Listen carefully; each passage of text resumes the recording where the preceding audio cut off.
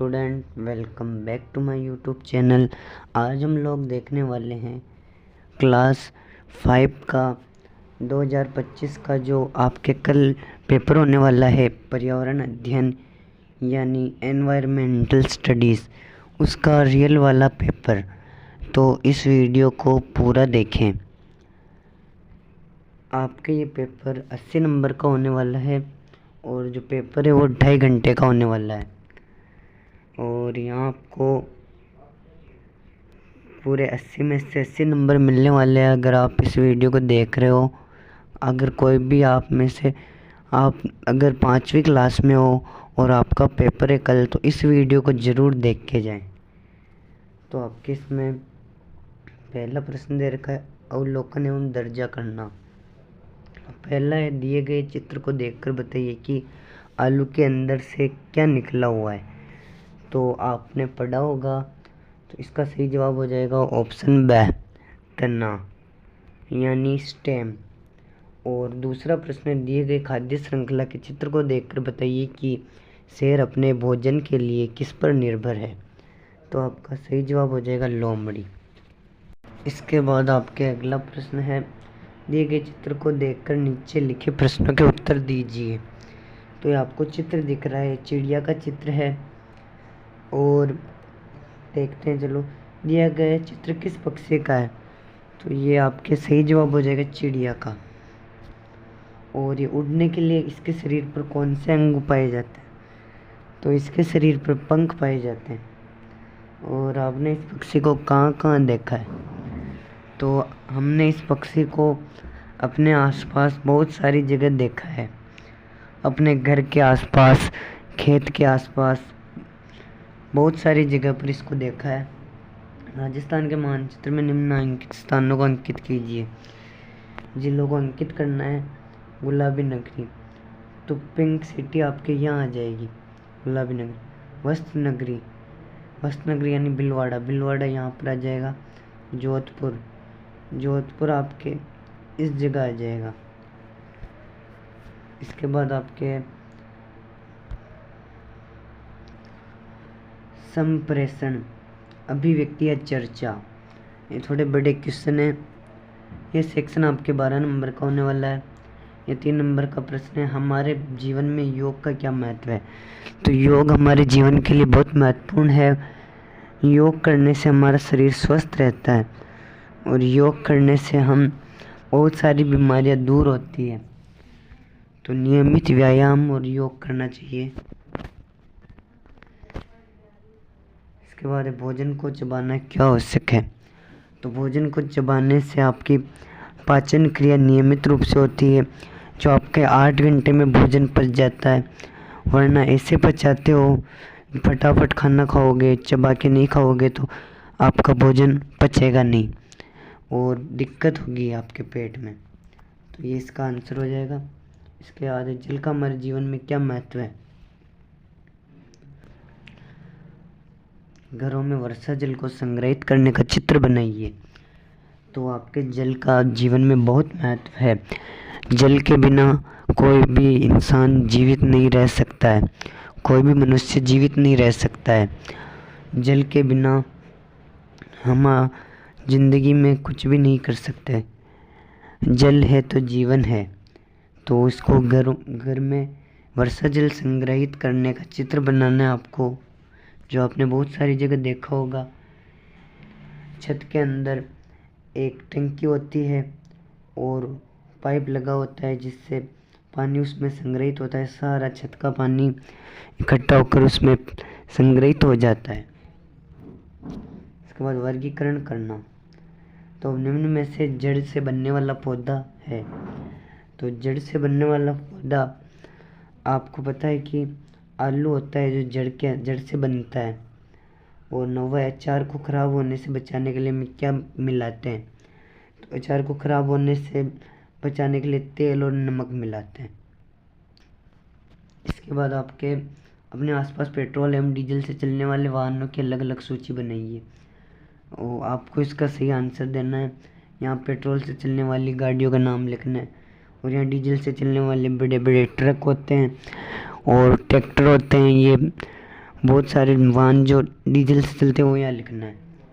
और पेट्रोल से चलने वाले जैसे मोटरसाइकिल हो गई, कार हो गई, कोई कार डीजल से चलती है, कोई पेट्रोल से चलती है। और जो आपके स्कूटी हो गई, विकी हो गई, ये चीज़ें आपकी पेट्रोल से चलती है। इसके बाद निम्नलिखित वस्तुओं को उनके रंग के आधार पर छाँट कर उचित समूह में लिखिए। तो आपके आंवला, नीम की पत्ती हरे रंग की होती है, आंवला भी हरे रंग का होता है। मावे की बर्फ़ी ये वाइट कलर की होती है। और जो जलेबी होती है वो पीले कलर की होती है, यानी ऑरेंज कलर की भी होती है, पीले कलर की भी होती है। और बूंदी का लड्डू ये भी पीले कलर के होते हैं। दही वाइट होता है, दूध भी वाइट होता है। अंगूर होते हैं वो हरे भी होते हैं और एक बैंगनी कलर के होते हैं। और नींबू आपके पीले कलर के होते हैं और हरे कलर के भी होते हैं जब कच्चे रहते हैं। करेला हरा कलर का होता है, नमक सफ़ेद कलर का होता है, शक्कर भी वाइट कलर की होती है। यहाँ आपको लिखना है सफ़ेद रंग, पीला रंग, हरा रंग। इसके बाद व्याख्या करना, विश्लेषण करना। राजस्थान के किन्हीं 3 किलों के नाम लिख। आपके इसमें एक हो जाएगा भटनेर दुर्ग, चित्तौड़ का किला और बाड़मेर का किला। ये आपके इसमें सही जवाब हो जाएगा। इसके भू संकलन से आप क्या समझते हैं अपने शब्दों में लिखिए। तो इसका आपको आंसर देना है, 2 नंबर का प्रश्न है। इसके बाद भवन निर्माण के लिए कौन कौन सी सामग्री आपके पास आसपास मिलती है एवं कौन कौन सी सामग्री दूसरी जगहों से मंगवानी पड़ती है। यहाँ आसपास मिलने वाली सामग्री लिखनी है। हमारे आसपास मिलती है सीमेंट, ईंटें और बहुत सारी चीज़ें। और जो पत्थर होते हैं, पट्टियाँ होती है जो छत पे लगती है, और जो सरिये होते हैं, सरिये, ये चीज़ें दूर से मंगवानी पड़ती है। और जो मार्बल के पत्थर होते हैं वो भी दूसरी जगह से मंगवाने पड़ते हैं। आपका 14 नदी के पानी तथा गड्ढे के पानी में क्या अंतर है। तो आपको बताना है नदी के पानी में क्या अंतर है। नदी का पानी स्वच्छ होता है और गड्ढे का पानी एक जगह जमा रहता है। नदी का पानी जो बहता रहता है एक जगह से दूसरी जगह बहता रहता है, जबकि गड्ढे का पानी एक जगह ही रहता है, गड्ढे के अंदर ही रहता है। इसके बाद आपके बावड़ियों का पानी गंदा नहीं हो, इसके लिए हमें क्या करना चाहिए। हमें बावड़ी के आसपास साफ़ सफाई रखनी चाहिए और जो भी बावड़ी के आसपास गंदगी करे उसके ऊपर जुर्माना लगाना चाहिए। तो इस तरह हम बावड़ी को गंदा होने से बचा सकते हैं। इसके बाद प्रश्न करना। किसान से खेती के बारे में जानकारी प्राप्त करनी हो तो आप उनसे क्या क्या पूछेंगे। 3 प्रश्न बनाकर लिखो। खेती के बारे में हम जानकारी प्राप्त करनी हो तो हम पूछेंगे कि इसमें जो आपका सही आंसर हो वो लिखना है आपको। नीचे दिए गए चित्र को देखकर कारीगर से भवन निर्माण के बारे में जानकारी प्राप्त करने के लिए कौन कौन से प्रश्न पूछेंगे। कोई 4 प्रश्न लिखिए।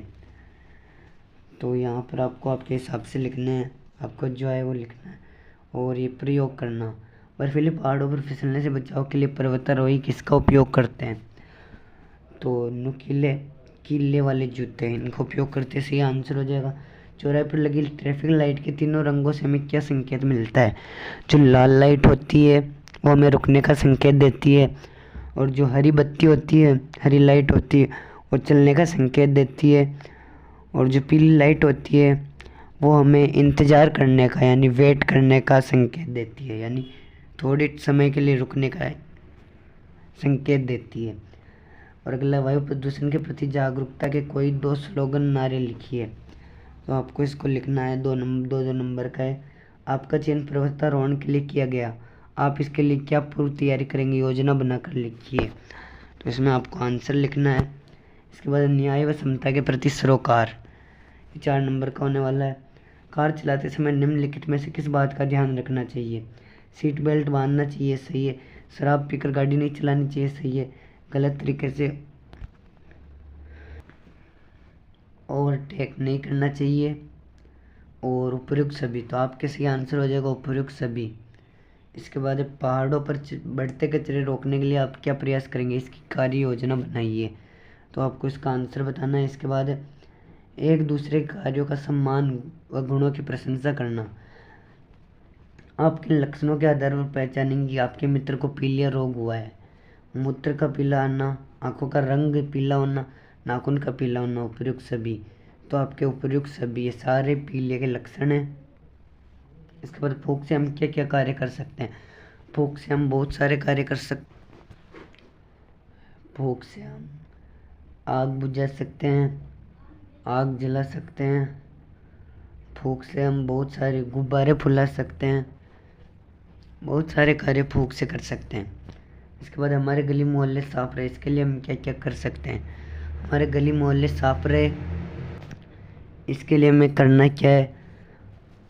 हमारे गली मोहल्ले के लोगों को साफ स्वच्छता के प्रति जागरूक करना पड़ेगा, साफ सफाई के प्रति जागरूक करना पड़ेगा, और हमारे घर के आसपास साफ सफाई रखनी पड़ेगी। और जो भी लोग साफ सफाई नहीं करते उनको हमें समझाना पड़ेगा कि साफ सफाई का महत्व बताना पड़ेगा, स्वच्छता का महत्व बताना पड़ेगा। इस तरह आप जागरूक कर सकते हैं। तो आपको वीडियो कैसी लगी? इस वीडियो को लाइक करें, शेयर करें और अपने दोस्तों तक ज़्यादा से ज़्यादा शेयर करें।